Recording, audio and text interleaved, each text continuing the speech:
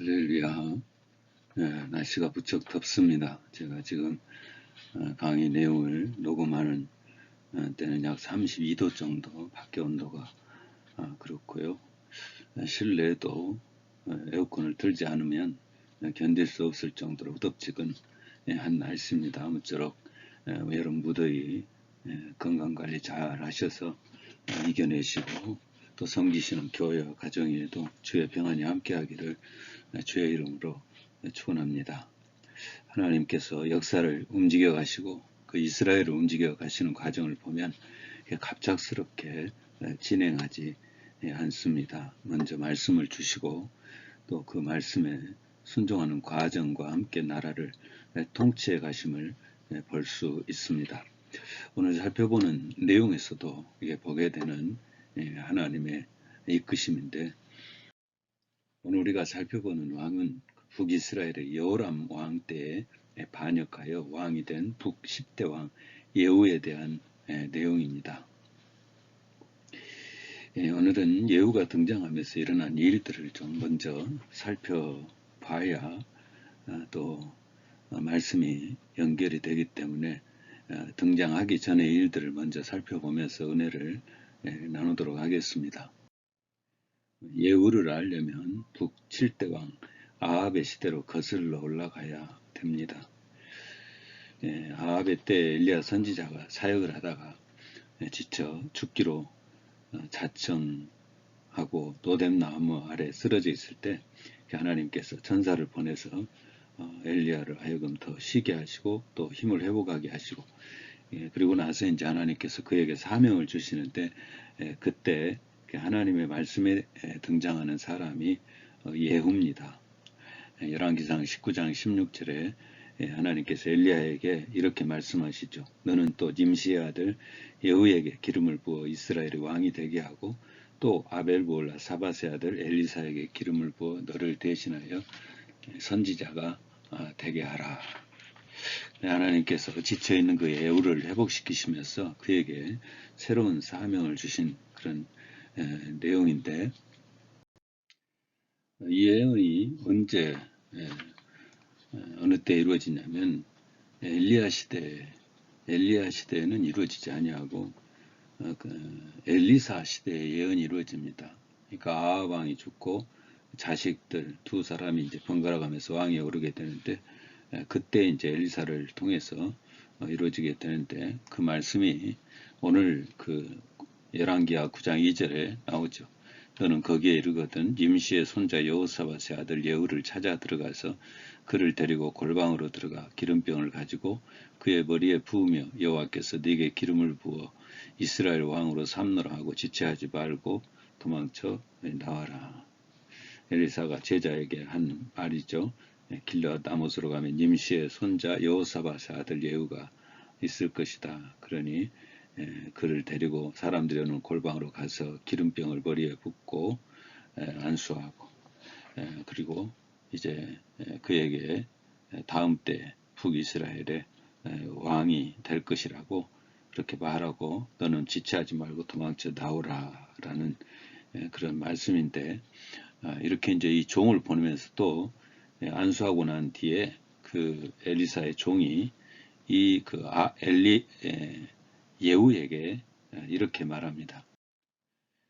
그 내용이 이제 열왕기하 9장 7절 10절에 나옵니다. 너는 네 주 아합의 집을 치라. 내가 나의 종 선지자들의 피와 여호와의 종들의 피를 이세벨에게 갚아주리라. 아합의 온 집이 멸망하리니 이스라엘 중에 배인자나 노인자나 아합에게 속한 모든 남자는 내가 다 멸절하되 아합의 집을 느밧의 아들 여로보암의 집과 같게 하며 또 아이야의 아들 바하사의 집과 같게 할지라. 이스라엘 지방에서 개들이 이세벨을 먹으리니 그를 장사한 사람이 없으리라 하셨느니라.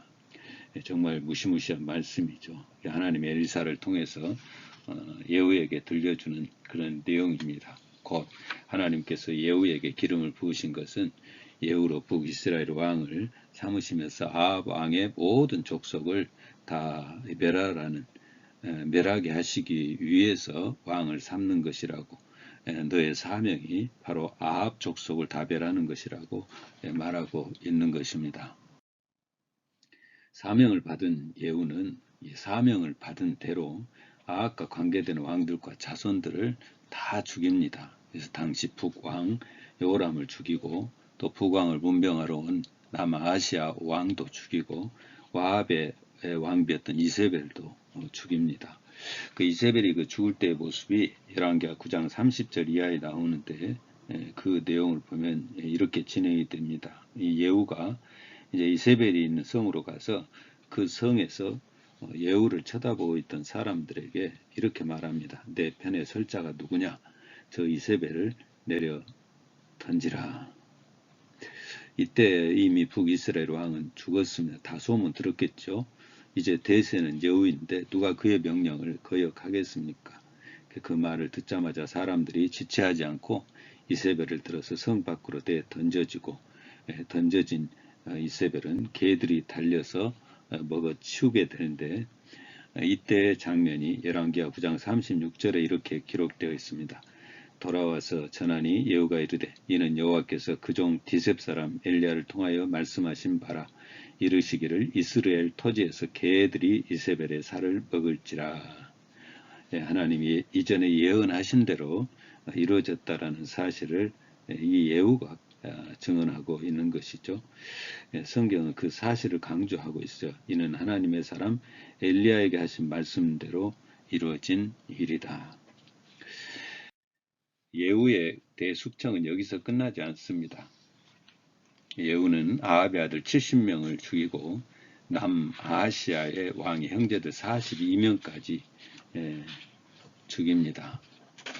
여호람 왕을 죽인 그 예후가 아합의 자식들이 사마리아에서 교육받고 있다는 사실을 알고 그들을 교육시키는 귀족들에게 이제 편지를 씁니다. 그래서 너희가 계속해서 아합의 아들들을 교육시키려면 나를 대항해서 나와 싸우라. 이미 대세가 기울었는데 귀족들이 무슨 힘으로 예후와 싸우겠습니까? 다 투항을 하겠다고 하자 예후가 그들에게 말합니다. 만약 너희들이 내 말을 들으려거든 왕자들의 복을 가지고 와라. 그러자 귀족들이 그 왕자들 70명을 다 죽여서 목을 베어서 예후에게 보냅니다. 앞서 말씀드렸듯이 그것뿐만이 아니죠. 이 숙청은 남유다에까지 미치게 되는데 아합의 딸 아달랴의 아들 아하시아가 왕이었는데 그 아하시아의 형제들이 사마리아로 출입을 할 때 예후가 그 사실을 알고 쫓아가서 남아하시아 왕의 형제들 42명까지 죽이고 그리고 나서 이제 예후는 북 10대 왕으로 등극하여서 통치하게 됩니다. 왜 이토록 하나님께서 아합의 후손들을 숙청하는 것일까요? 이 내용을 알려면 그 아합 왕의 악정에 대해 좀 선포한 말씀을 살펴봐야 됩니다. 아합 왕의 때 아합이 아람 나라와 1차, 2차 전쟁에서 대승을 하게 됩니다. 승리하게 된 이유가 분명하죠. 아무도 나라를 구하려 하지 않는데 선지자가 나서서 하나님의 말씀을 전하고 또 백성들과 군사들을 소집해서 승리를 하게 되는데 이게 얼마나 귀한 일이고 감사할 일입니까? 그런데 아합이 전쟁터에서 1, 2차 전쟁에서 대승을 하고 돌아온 후에 좋은 위치에 있는 그 이스라엘 사람 나봇의 포도원을 욕심내어서 빼앗습니다. 빼앗을 때도 그냥 빼앗은 게 아니죠. 나봇이 포도원을 내놓지 않자 왕 미세벨이 측근들과 짜고 나봇을 반역자로 몰아갑니다. 소문을 냅니다. 저가 하나님과 왕을 저주하고 반역을 도모했느니라. 백성들은 아무것도 모르죠. 왕비의 말만 듣고 나봇이 반역자라고 해서 돌로 쳐 죽이게 되는데 그렇게 해서 이제 나봇의 포도원을 빼앗은 것인데 이런 그 무자비한 그런 일, 이게 왕과 왕비가 할 일은 아니죠.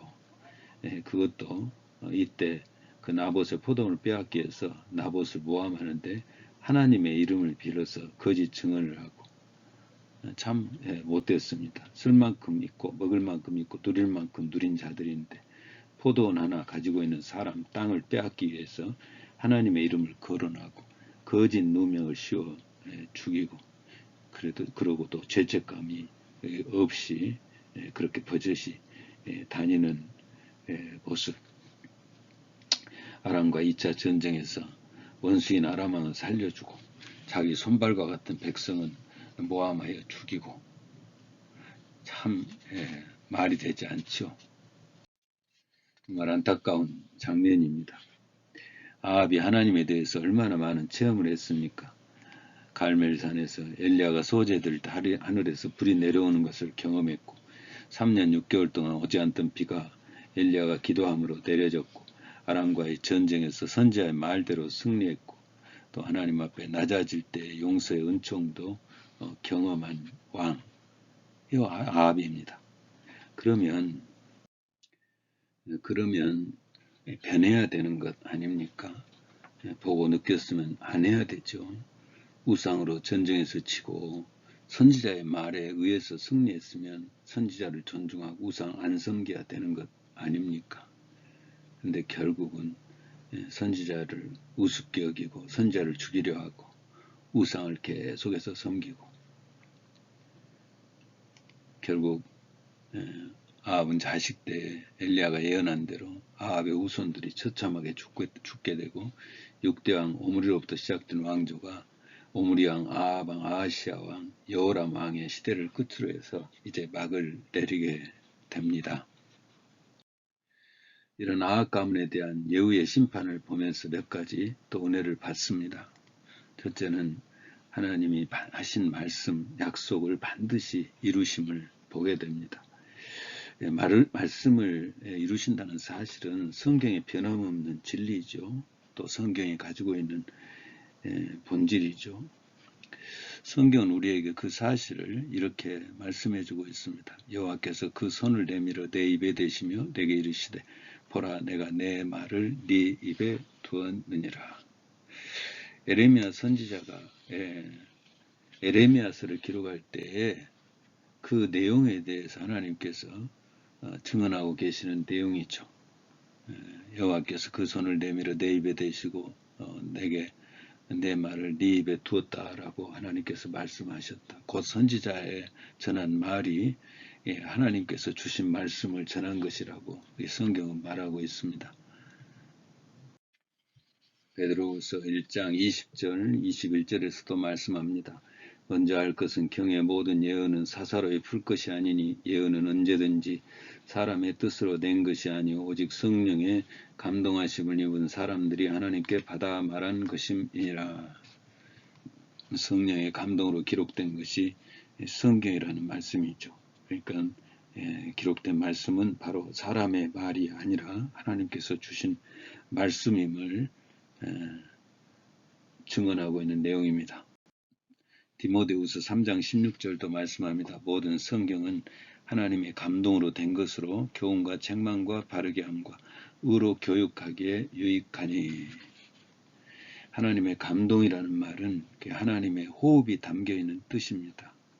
하나님이 불어넣는 그런 생기를 말합니다. 창세기에 보면 생기라는 말이 나오죠. 여호와 하나님이 땅에 흙으로 사람을 지으시고 그 생기를 그 코에 불어넣으시니 사람이 생명이 된지라.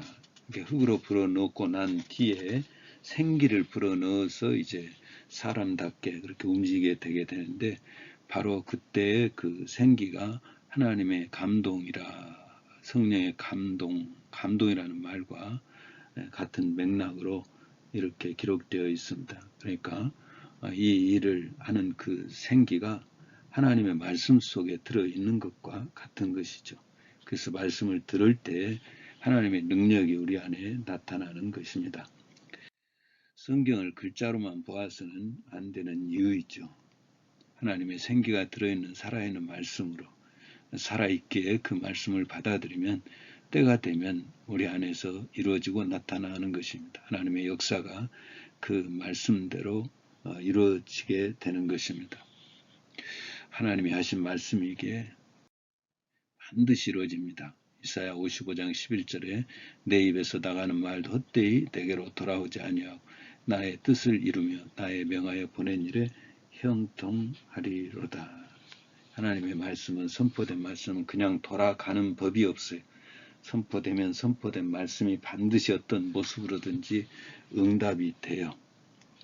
1.1회까지 이루십니다. 마태복음 5장 18절 예수님 말씀하십니다. 너에게 이르노니 천지가 없어지기 전에는 율법의 1.1획이라도 반드시 없어지지 아니하고 다 이루리라. 아멘. 성경 말씀을 내게 주신 말씀으로 소중하게 받으시기를 주의 이름으로 축원합니다. 두 번째 주시는 은혜는 계속해서 기회를 주신 하나님의 오래 참으시는 하나님의 모습을 또 보게 됩니다. 하나님이 엘리야에게 예후에게 기름을 부어 이스라엘 왕으로 삼으라고 하신 때는 아방 때입니다. 그런데 예후에게 기름을 부은 때는 아방이 아니라 그 뒤로도 아하시아와 여호람의 통치가 있던 후의 일입니다. 예후를 기름 부어 세운 선지자도 엘리야가 아니라 엘리사였습니다. 그만큼 하나님께서 기다리셨던 것이죠. 심판을 유보하셨던 것을 알 수 있고 그들이 스스로 깨닫고 변화할 수 있는 시간을 하나님께서 주신 것이죠. 그때 변했더라면 참 좋았는데 이들이 변하지 않습니다. 여전히 우상을 숭배하고 하나님을 멸시합니다. 겉으로만 섬기는 척합니다. 아하방이 그랬고 그의 아들 아하시아가 그랬고 다음 때 왕 여호람이 그랬던 것입니다. 이런 것을 보면 하나님의 기다림이 언제까지나 미뤄지는 것은 아니라는 것을 또 보게 됩니다. 기회가 언제까지나 주어지는 것은 아니죠. 그래서 항상 지금이 기회입니다. 과거도 미래도 중요하지만 그래도 중요한 것은 지금입니다. 지금 깨닫고 돌아서는 것이 아주 중요한 순간이죠. 우리가 새롭게 고쳐야 될 것이 있다면 지금 하십시오. 그대로 놔두면 고차가 되고 나중에는 습관이 돼서 더 고치기가 어렵습니다. 그러니 돌아서야 될 것이 있다면 지금 하셔야 됩니다. 이 돌아섬의 결단이 우리에게 있게 되기를 주의 이름으로 축원합니다.